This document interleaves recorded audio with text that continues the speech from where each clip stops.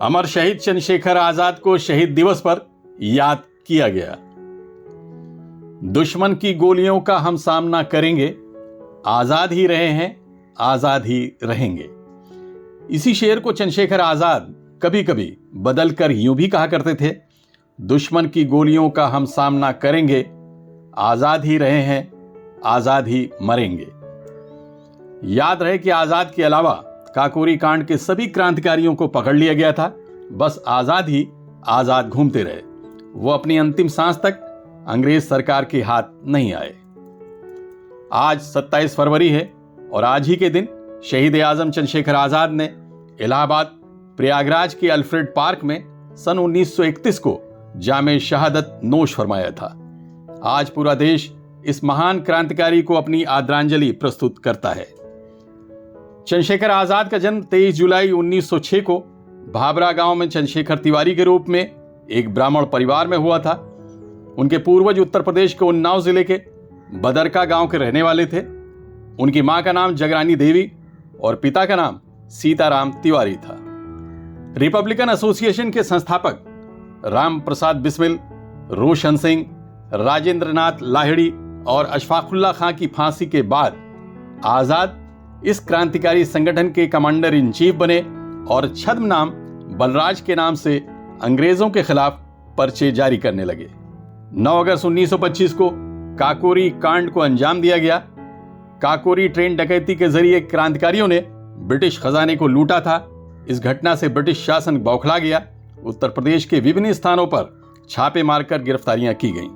इनमें से 4 लोगों को फांसी पर चढ़ा दिया गया, 4 को कालापानी में उम्र कैद की सजा सुनाई गई और 17 लोगों को लंबी कैद की सजा दी गई। आजाद की मां चाहती थी कि उनका बेटा एक महान संस्कृत विद्वान बने, इसलिए उन्हें काशी विद्यापीठ बनारस में पढ़ने के लिए भेजा गया। 1921 के असहयोग आंदोलन में 15 वर्षीय छात्र चंद्रशेखर भी शामिल हो गए। उन्हें गिरफ्तार किया गया। जिला मजिस्ट्रेट के सामने पेश होने पर उन्होंने अपना नाम आजाद, अपने पिता का नाम आजादी और जेल को अपना असली निवास बताया। इस जवाब से नाराज होकर जिला मजिस्ट्रेट ने उन्हें 15 कोड़े मारने की कड़ी सजा सुनाई। आजाद के बारे में मशहूर था कि उनका निशाना जबरदस्त था। 17 दिसंबर 1927 को अंग्रेज डीएसपी जॉन सैंडर्स को गोली मारने के बाद भगत सिंह और राजगुरु को गिरफ्तारी से बचाने के लिए उन्होंने पुलिस हवलदार चानन सिंह को भी गोली मारी थी। चंद्रशेखर पर प्रामाणिक किताब अमर शहीद चंद्रशेखर आजाद लिखने वाले विश्वनाथ वैशंपायन लिखते हैं कि सबसे पहले डिप्टी सुपरिटेंडेंट विशेश्वर सिंह ने एक व्यक्ति को देखा जिस पर उन्हें चंद्रशेखर आजाद होने का शक हुआ। आजाद काकोरी और अन्य मामलों में फरार चल रहे थे और उन पर 5,000 रुपए का इनाम था। विशेश्वर सिंह ने अपनी शंका सीआईडी के लीगल एडवाइजर डालचंद को बताई। इसी के बाद पुलिस से आजाद की मुठभेड़ हुई और इसके बाद सीआईडी के एसएसपी नॉट बावर ने एक प्रेस कॉन्फ्रेंस में कहा, ठाकुर विशेश्वर सिंह का मेरे पास संदेश आया कि उन्होंने एक व्यक्ति को अल्फ्रेड पार्क में देखा है जिसका हुलिया चंद्रशेखर आजाद से मिलता है। मैं अपने साथ कांस्टेबल मोहम्मद जमा और गोविंद सिंह को लेकर वहां गया। मैंने कार खड़ी कर दी और उन लोगों की तरफ बढ़ा।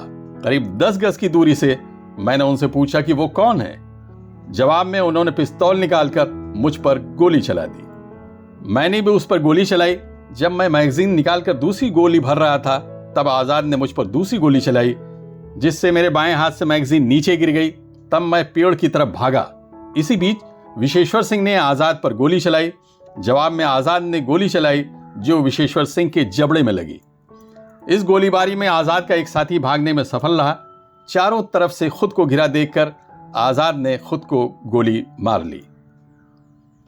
रसूलाबाद घाट पर उनका अंतिम संस्कार किया गया। आजाद की अस्थियां एकत्रित करके उनके रिश्तेदार शिव विनायक मिश्र शहर में लाए। शहर में एक बड़ा जुलूस निकाला गया। अस्थियों पर शहर में कई जगह फूल बरसाए गए। उस दिन पूरे शहर में एक तरह से हड़ताल सी थी। इंदौर उच्च न्यायालय के न्यायाधीश अनिल वर्मा ने चंद्रशेखर आजाद के वंशज श्री विकास मिश्रा से इस विषय में उनसे बात की। विकास जी, अमर शहीद चंद्रशेखर आजाद से आपका क्या संबंध है? आपके परिवार का क्या नाता रहा है उनसे? जी, पंडित शिव विनायक मिश्र आज़ाद जी के सगे फुफेरे भाई थे, जो कि उन्नाव के रहने वाले थे। और आज़ाद जी बचपन में भी आकर के हमारे परनाना के पास रह कर के शिक्षा दीक्षा भी वाराणसी में ग्रहण करी थी। और उसके बाद जब आज़ाद जी को तो बेंत की सज़ा मिली थी, तो उस समय लोहराबीर पार्क के पास पे, जो आज वहाँ पे मूर्ति बनी हुई है, तो एक फ़ोटो ली गई थी जो कि आज भी ओरिजिनल हमारे घर में है, जिसको सदाशिव जी अमरापुरकर साहब ने सर्टिफाई भी किया हुआ है। और जब आज़ाद जी शहीद हुए तो उस समय